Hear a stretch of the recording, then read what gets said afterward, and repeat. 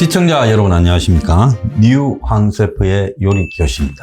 2월 24일 날 러시아가 우크라이나를 처음 침략했을 때 한국의 모든 군사, 정치, 시사 그리고 또 해외 문제 전문가들이라는 자들이 일주일쯤 끝난다 이렇게 내다봤습니다. 지금 와서 다들 각자 지 마음대로 떠들지만 그때만 해도 다 그렇게 봤고 언론도 그렇게 봤습니다. 그때 황 대표가 러시아가 이 전쟁의 문은 열었지만은 닫을 때는 지가 닫지 못할 것이다. 푸틴의 무덤이 될 것이다 라고 말을 했습니다. 지금 전쟁 6개월이 되어가는 상황에서 정확하게 그 예측대로 되어가고 있고 최근은 오히려 우크라이나가 반격을 하는 양상이 벌어지고 있습니다.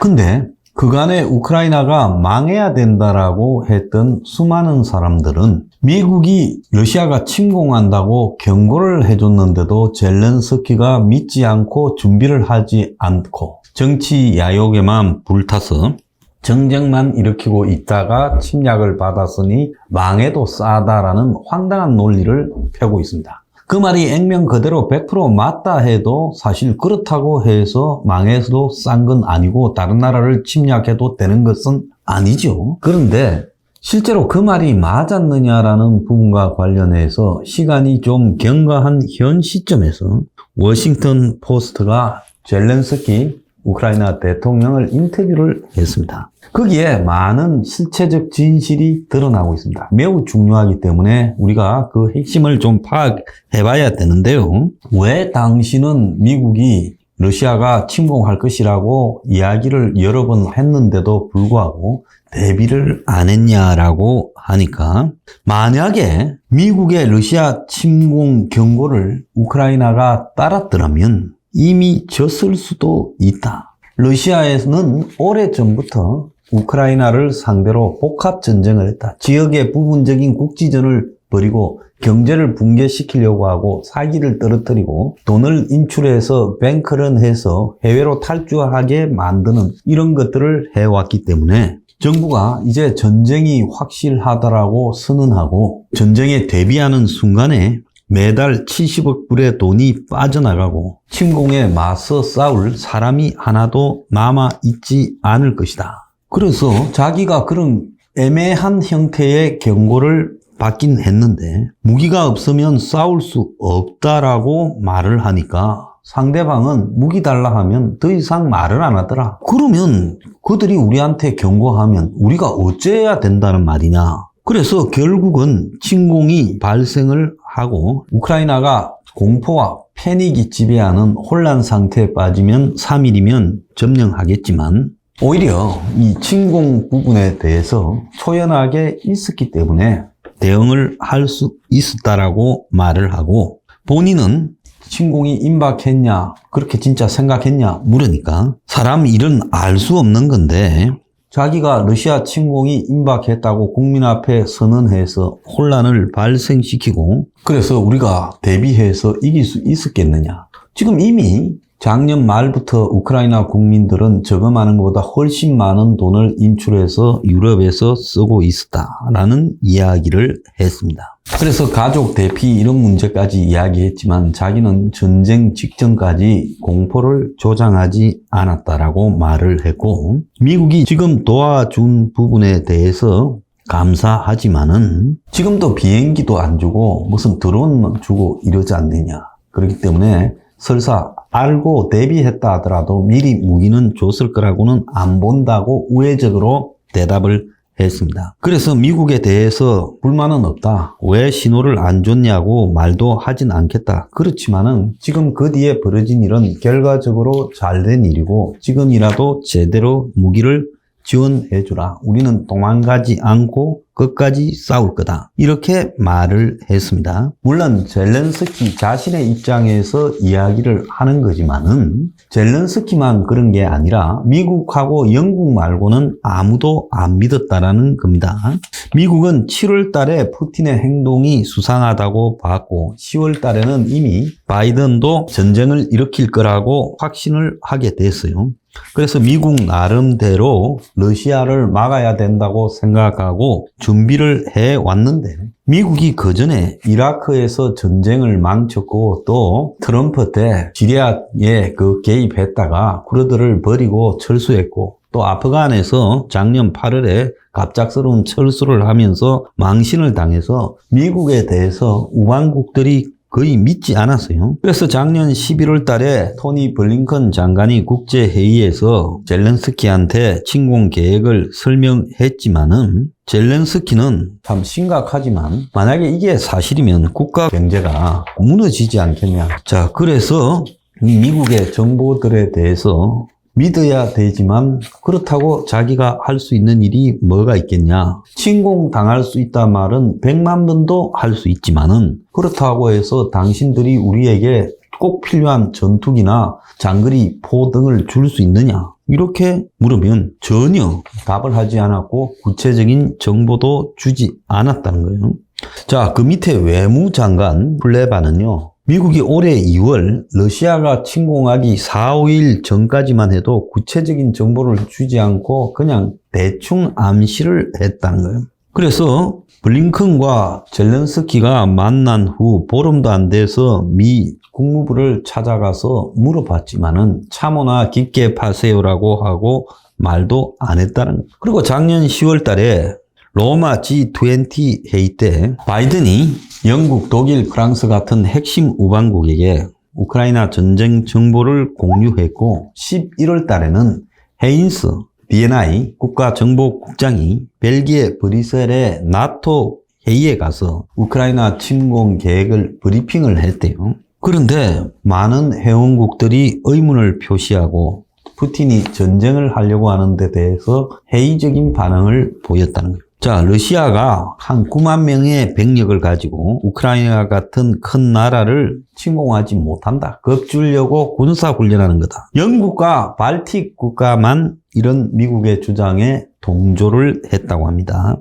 영국 대표는 헤인저 말이 맞다라고 했고 프랑스와 독일은 과거 미국이 이라크 전쟁을 일으키기 위해 허위 정보를 제공한 것을 기억을 해서 지적을 했고 일부 회원국은 미국이 아프간에서 철수하며 아프간 탈레반의 역량을 과대평가한 것 그리고 또 나토 등에 협조하지 않은 부분을 지적하며 정보력에 의구심을 보였다는 거예요. 그래서 전체적으로 보면 미국은 10월 달에 백악관 집무실에서 정보 관계자, 군 핵심 관계자, 외교 관계자를 다 모아서 바이든이 긴급 회의를 해서 위성 영상 그리고 인적 자원 정보 등의 모든 정보를 가지고 러시아 우크라이나 침공을 논의를 했다는 거예요. 그래서 이 당시에 푸틴이 10만 병력과 탱크 미사일을 가지고 우크라이나에 전쟁을 할 거다라는 그런 이야기를 지금 이 회의에서 처음으로 공유했다는 거예요. 그 전까지만 해도 미국도 전쟁이 나지 않는다라고 말을 해왔어요. 그래서 이 회의에 대통령, 부통령, 국무장관, 국방장관, 합참의장, CIA 국장, B&I 국장 등이 다 참가를 했다고 합니다. 그래서 푸틴의 계획이 공격 임박으로 봐야 된다라고 보고 미국 정보 당국은 고위직부터 하위직까지 공격 정보를 2014년에 크림 반도나 돈바스 침공 때보다 더 심한 우크라이나 완전 정복을 하려는 걸로 보인다고 결정을 내렸다는 것.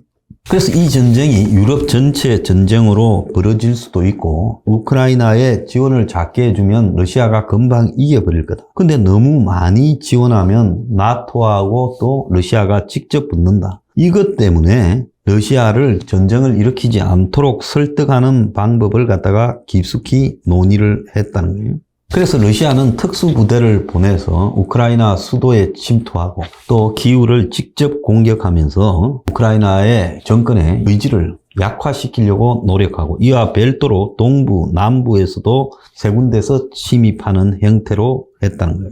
그래서 러시아 입장에서는 우크라이나를 괴뢰 위성 국가로 점령해서 만들고 우크라이나 서부에 러시아가 보기에는 네오나치인 소수의 명목상의 우크라이나 국만 남겨놓고 나머지는 다 합병하려고 했다는 겁니다. 그래서 러시아가 우크라이나라는 큰 나라를 침략하면 내부적으로 저항 그리고 게릴라 활동도 만만찮을 건데 과연 그렇게 할 것인가? 바이든이 물으니까 모두가 공격할 것이다라고 결론을 내렸다고 전해지고 있습니다. 그리고 그 핵심은 3개월 전인 작년 7월 달에 푸틴이 7천 단어의 러시아와 우크라이나의 역사적 일체성이라는 말을 발표했는데 러시아와 우크라이나인이 혈연 관계의 한민족이고 러시아는 서방의 음모로 자신의 영토였던 우크라이나를 강탈당했다라고 말을 했어요. 그래서 이 글이 푸틴이 침공할 것이라고 확인하는데 결정적인 영향력을 줬다라고 합니다.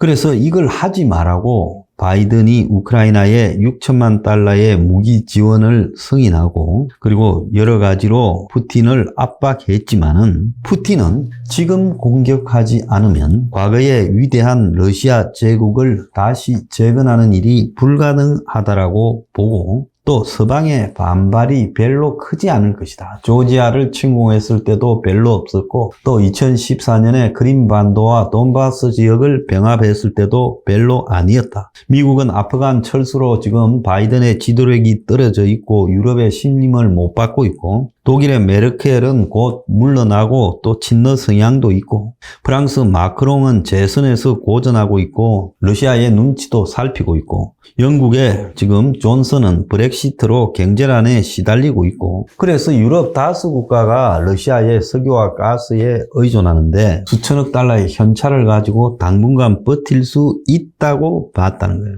그래서 이제 푸틴에게 CIA 국장을 시켜가지고 경고를 하도록 하는 내용을 다듬어라.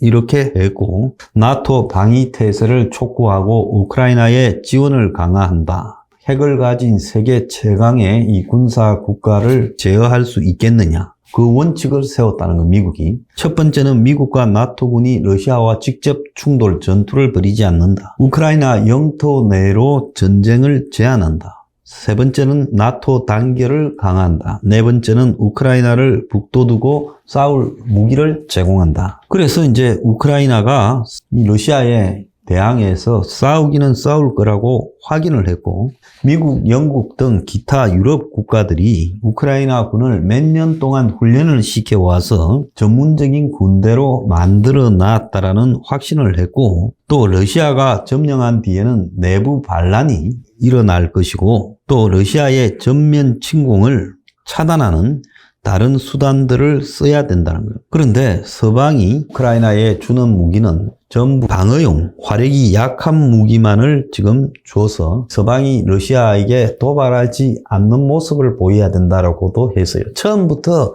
명확하게 이 미국이나 유럽이 꼬리를 내룬 상태에서 적당히 우크라이나가 저항할 수 있도록 하자. 그러고는 또 우크라이나가 침략당하면 뭐 게릴라를 지원하고 이렇게 가자라고 설정한 것 같아요. 경험이 없는 젤렌스키가 푸틴에게 대항할 상대나 되겠나라고 봤던 겁니다. 자, 우크라이나가 병력, 탱크, 대포, 전투기 등 그리고 미사일 등의 어디에서도 이 러시아의 상대가 되지 않았어요. 그래서 우크라이나가 한 달, 두 달 안에 붕괴될 거라고 미국이나 영국도 봤던 것 같아요. 그러니까 처음에는 무기를 안 주다가 한 3, 4개월을 버티니까 그때부터 제대로 된 무기를 주고 있었죠. 그래서 CIA 국장이 푸틴과 통화를 했고 그러면서 푸틴은 젤렌스키를 완전 무시하고 있다라는 소리만 보고를 했습니다. 그래서 번스 CIA 국장이 푸틴에게 미국은 당신 생각을 알고 우크라이나 침공이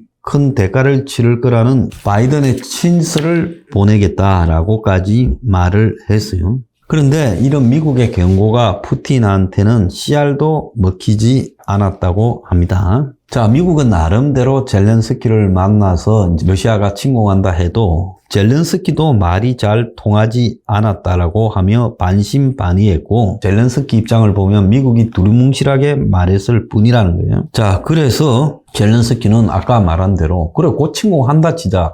그러면 대공 무기나 전투기나 이런 걸 줄 거냐고. 그럼 미국이 역시 그대로 말했대요. 나토 회원국이 아니라서 안 된다. 침공 5일 전까지 제대로 된 정보를 구체적으로 안 줬고, 미국은 우크라이나 내부에 러시아 스파이들이 많아서 정보를 주면 러시아로 흘러 들어갈 거다라고 이야기를 했고, 또 우크라이나 군이 선제적으로 상세 정보를 입수하면 먼저 공격할까봐도 우려를 했다는 거예요. 자, 전쟁이 시작된 이후에야 러시아군 이동 정보를 제공했다라는 겁니다. 자, 그리고 미국은 1월 중순부터 젤렌스키를 CIA 국장이 만나서 러시아가 수도 키우 인근의 호스토멜 공항을 점령해서 당신을 죽일 것이다. 암살단이 지금 키우에 이미 침투해서 명령을 기다리고 있다. 그렇게 경고를 하니까 당신이 좀 피해라니까 젤렌스키가 정부를 이동시키는 것을 거부를 했고, 그러면 혼란이 발생해서 수습이 안 될 거다. 혼란 때문에 우리가 지게 되고 다 도주해 버릴 거다. 그리고 우크라이나 자체 정보기관의 판단도 이 최악의 상황에 대비해야 된다. 그래서 문서 보관소도 옮기고 탄약과 연료도 나름 비축하고 그랬다는 거예요. 그런데 젤렌스키는 총동원령을 내려라고 미국이 말했지만, 그러면 혼란 때문에 먼저 무너질 것이다 라고 대답을 했다고 하고, 젤렌스키는 전쟁이 나면 일단 키우를